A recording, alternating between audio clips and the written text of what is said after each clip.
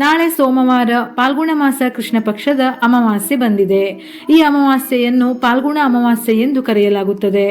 ಪಿತೃಗಳ ಅನುಗ್ರಹ ಇಲ್ಲವೆಂದರೆ ಆ ಮನೆಯಲ್ಲಿ ನೆಮ್ಮದಿ ಎನ್ನುವುದು ಇರುವುದೇ ಇಲ್ಲ. ಪಿತೃದೋಷವಿದ್ದರೆ ಪ್ರತಿಯೊಂದು ಸಮಸ್ಯೆಗಳು ಕಾಡುತ್ತವೆ. ಪಿತೃಗಳ ವಿಶೇಷವಾದ ಆಶೀರ್ವಾದ ಅನುಗ್ರಹವನ್ನು ಪಡೆಯಲು ಈ ಅಮಾವಾಸ್ಯೆ ಪ್ರಶಸ್ತವಾದ ದಿನ. ಗರುಡ ಪುರಾಣದ ಪ್ರಕಾರ ಅಮಾವಾಸ್ಯೆಯ ದಿನ ಪೂರ್ವಜರು ತಮ್ಮ ವಂಶಸ್ಥರನ್ನು ಭೇಟಿ ಮಾಡಲು ಭೂಮಿಗೆ ಬರುತ್ತಾರೆ. ಪಾಲ್ಗುಣ ಅಮಾವಾಸ್ಯೆಯ ದಿನದಂದು ಸ್ನಾನ ಮತ್ತು ದಾನ ಮಾಡುವುದರಿಂದ ಜೀವನದ ಎಲ್ಲಾ ತೊಂದರೆಗಳು ದೂರವಾಗುತ್ತವೆ. ಇವುಗಳ ಜೊತೆಯಲ್ಲಿ ವಿಶೇಷವಾಗಿ ಅಮಾವಾಸ್ಯೆಯ ದಿನ ಲಕ್ಷ್ಮೀ ಪೂಜೆಯನ್ನು ಮಾಡಬೇಕು. ಅಮಾವಾಸ್ಯೆ ತಿಥಿ ಸಮಯ ಏಪ್ರಿಲ್ 8 ಸೋಮವಾರ ಬೆಳಗಿನ ಜಾವ 3:21 ಪ್ರಾರಂಭವಾಗಿ ಅದೇ ದಿನ ರಾತ್ರಿ 11:50 ಮುಕ್ತಾಯವಾಗುತ್ತದೆ.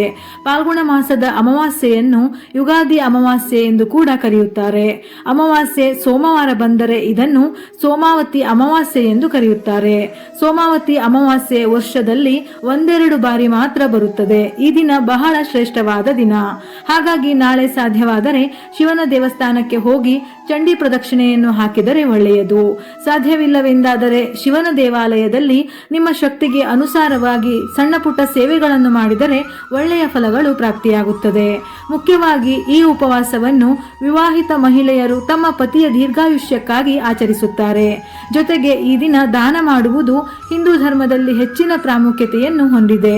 ಈ ಅಮಾವಾಸ್ಯೆಯ ದಿನದಂದು ಅಗತ್ಯ ಇರುವವರಿಗೆ ದಾನ ಮಾಡಿದರೆ ಪೂರ್ವಜರ ಶಾಪ ದೋಷಗಳು ಇದ್ದಲ್ಲಿ ಪರಿಹಾರ ಸಿಗುತ್ತದೆ. ಅಲ್ಲದೆ ಮನೆಯಲ್ಲಿ ಸುಖ ಶಾಂತಿ ನೆಮ್ಮದಿ ಎಲ್ಲವೂ ನೆಲೆಸಿರುತ್ತದೆ. ಸ್ನಾನದ ನೀರಿಗೆ ತುಳಸಿ ದಳ ಅಥವಾ ತೀರ್ಥಯಾತ್ರೆಯಿಂದ ತಂದ ಪವಿತ್ರ ಗಂಗಾಜಲವನ್ನು ನೀರಿನಲ್ಲಿ ಬೆರೆಸಿ ಮನೆಯಲ್ಲೇ ಸ್ನಾನ ಮಾಡಿದರೂ ಪುಣ್ಯ ಫಲ ಪ್ರಾಪ್ತಿಯಾಗುತ್ತದೆ. ಅಮಾವಾಸ್ಯೆಯ ದಿನದಂದು ಪೂರ್ವಜರನ್ನು ಸ್ಮರಿಸುತ್ತಾ ಅರಳಿ ಮರಕ್ಕೆ ಹಸಿ ಹಾಲು, ಗಂಗಾಜಲ, ಕಪ್ಪು ಎಳ್ಳು, ಸಕ್ಕರೆ, ಅಕ್ಕಿ, ನೀರು ಮತ್ತು ಹೂವು ಇವೆಲ್ಲವನ್ನು ಅರ್ಪಿಸಿದರೆ ಪೂರ್ವಜರು ಸಂತೃಪ್ತರಾಗುತ್ತಾರೆ. ಜಾತಕದಲ್ಲಿ ಚಂದ್ರನ ಸ್ಥಾನ ದುರ್ಬಲ ಅಥವಾ ಬಲಹೀನವಾಗಿದ್ದರೆ ಅಮಾವಾಸ್ಯೆಯಂದು ಹಸುವಿಗೆ ಮೊಸರು ಮತ್ತು ಅನ್ನವನ್ನು ತಿನ್ನಿಸಬೇಕು. ಈ ಪರಿಹಾರವು ಮಾನಸಿಕ ಶಾಂತಿಯನ್ನು ನೀಡುತ್ತದೆ. ಅಮಾವಾಸ್ಯೆಯ ದಿನದಂದು ಒಬ್ಬ ವ್ಯಕ್ತಿಯು ಉಪವಾಸವನ್ನು ಆಚರಿಸಿ ಪೂರ್ವಜರನ್ನು ಧ್ಯಾನಿಸಿದರೆ, ಅವರಿಗೆ ಮನಸ್ಫೂರ್ತಿಯಾಗಿ ಧನ್ಯವಾದವನ್ನು ಸಲ್ಲಿಸಿದರೆ ಪೂರ್ವಜರಿಗೆ ಮೋಕ್ಷ ಸಿಗುತ್ತದೆ. ಹಿಂದೂ ಪಂಚಾಂಗದ ಪ್ರಕಾರ ಅಮಾವಾಸ್ಯೆಯ ದಿನದಂದು ದಕ್ಷಿಣ ದಿಕ್ಕಿಗೆ ಮುಖ ಮಾಡಿ ನೀರಿಗೆ ಕಪ್ಪು ಎಳ್ಳನ್ನು ಬೆರೆಸಿ ಪಿತೃತರ್ಪಣವನ್ನು ನೀಡಬೇಕು. ಬ್ರಾಹ್ಮಣರಿಗೆ ಆಹಾರವನ್ನು ದಾನ ನೀಡಬೇಕು. ಆಹಾರದ ಒಂದು ಭಾಗವನ್ನು ಹಸು ಮತ್ತು ಕಾಗೆಗೆ ಅರ್ಪಿಸಬೇಕು.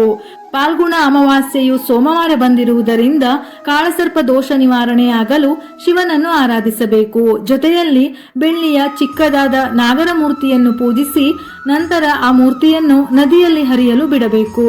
ಇದಲ್ಲದೆ ನೀವು ಈ ದಿನ ಗಾಯತ್ರಿ ಮಂತ್ರದ ಪಠಣೆ ಅಥವಾ ಮಹಾಮೃತ್ಯುಂಜಯ ಮಂತ್ರವನ್ನು ಜಪಿಸಬೇಕು.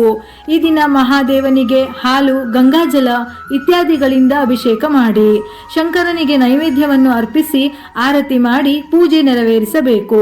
ಶಿವನ ಆರಾಧನೆಯಿಂದ ಕಾಳಸರ್ಪ ದೋಷದಿಂದ ಮುಕ್ತಿ ಪಡೆಯಬಹುದು. ನಾಳೆ ಯುಗಾದಿ ಅಮಾವಾಸ್ಯೆಯ ದಿನ ವಿಶೇಷವಾಗಿ ಸಂಜೆ ಗೋಧುಳಿ ಸಮಯದಲ್ಲಿ ಮನೆಯ ಮುಖ್ಯ ಬಾಗಿಲಿಗೆ ಅರಿಶಿನದ ನೀರನ್ನು ಸಿಂಪಡಿಸಿ ರಂಗೋಲಿ ಹಾಕಿ ಅರಿಶಿನ, ಕುಂಕುಮ, ಹೂವನ್ನು ಇಟ್ಟು ತುಪ್ಪದ ದೀಪವನ್ನು ಹಚ್ಚಬೇಕು. ನಂತರ ತುಳಸಿ ಕಟ್ಟೆಯ ಹತ್ತಿರ ದೀಪವನ್ನು ಹಚ್ಚಿ ಪ್ರದಕ್ಷಿಣೆಯನ್ನು ಮಾಡಿದರೆ ತಾಯಿ ಲಕ್ಷ್ಮಿ ಸಂತೃಪ್ತಳಾಗುತ್ತಾಳೆ. ನಮ್ಮಲ್ಲಿರುವ ಕೆಲವೊಂದು ದೋಷಗಳು ಕಳೆದು ಧನ ಸಂಪತ್ತು, ಸುಖ ಸಂತೋಷ, ಸಮೃದ್ಧಿಯಾಗಲು ಶ್ರದ್ಧಾ ಭಕ್ತಿಯಿಂದ ಸೋಮಾವತಿ ಅಮಾವಾಸ್ಯೆಯ ದಿನ ದಾನದ ರೂಪದಲ್ಲಿ ಕೆಲವೊಂದು ವಸ್ತುಗಳನ್ನು ನೀಡುವುದು ನಮ್ಮ ಹಿಂದೂ ಧರ್ಮದ ಸಂಪ್ರದಾಯ.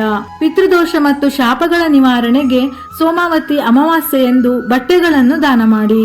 ಈ ಬಗ್ಗೆ ಗರುಡ ಪುರಾಣದಲ್ಲಿಯೂ ಉಲ್ಲೇಖವಿದೆ. ಪೌರಾಣಿಕ ನಂಬಿಕೆಯ ಪ್ರಕಾರ ಪೂರ್ವಜರಿಂದ ಬಂದಂತಹ ಶಾಪ ಪಾಪದ ವಿಮೋಚನೆ ಮಾಡಿಕೊಳ್ಳಲು ಬೆಳ್ಳಿಯಿಂದ ಮಾಡಿದ ವಸ್ತುಗಳನ್ನು ದಾನ ಮಾಡಲು ಹೇಳುತ್ತಾರೆ. ಇದರಿಂದ ಪೂರ್ವಜರ ಆತ್ಮಕ್ಕೆ ಶಾಂತಿ ಸಿಗುತ್ತದೆ.